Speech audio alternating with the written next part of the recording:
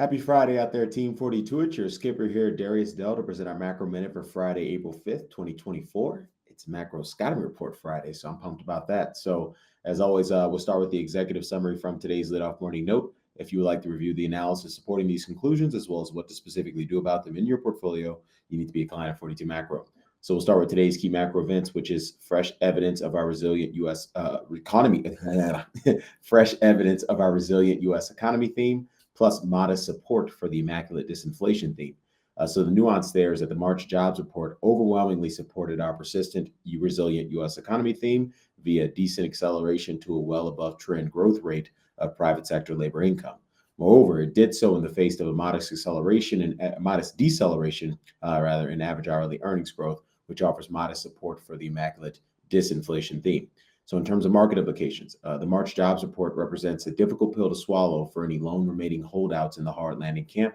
It does, however, imply the cross-current cross-asset correction may deepen due to more near-term volatility in the fixed income markets, but investors would be remiss to anticipate crashes in risk assets because the economy is performing too well.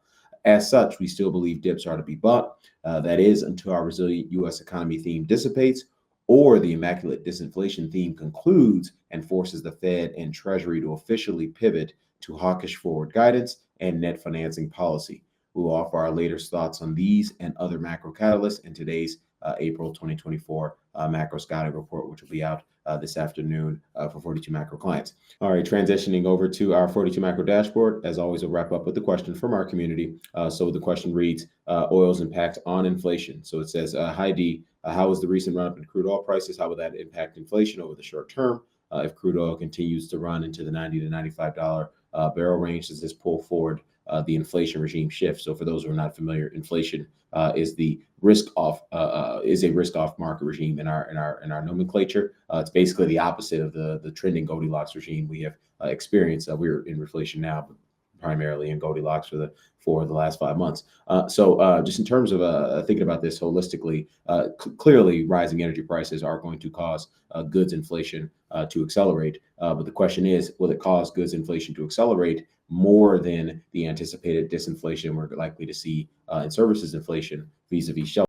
Recall that goods inflation is about 35% of the CPI basket, whereas services inflation is 65% of the CPI basket. So you have a lot of moving parts there. It's very easy as an investor. And in fact, our brains as human beings are trained to focus on like one thing and one thing only at a time. But the reality is, even if we're biologically wired to say, okay, it's crude oil now, the reality is all the other stuff in the basket. I think there's about 420 something sub indices in the CPI basket. Those things are continuing to move as well, even though they're not being reported on or they're not readily available in a price series like crude oil. So just be aware of that.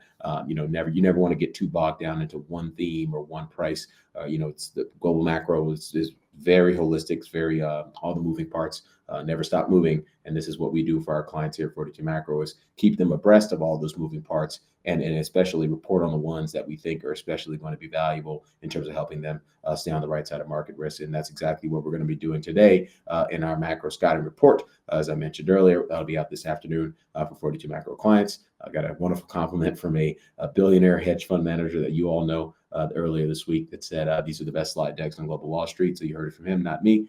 We'll wrap it up there. Everyone have a wonderful weekend. Cheers.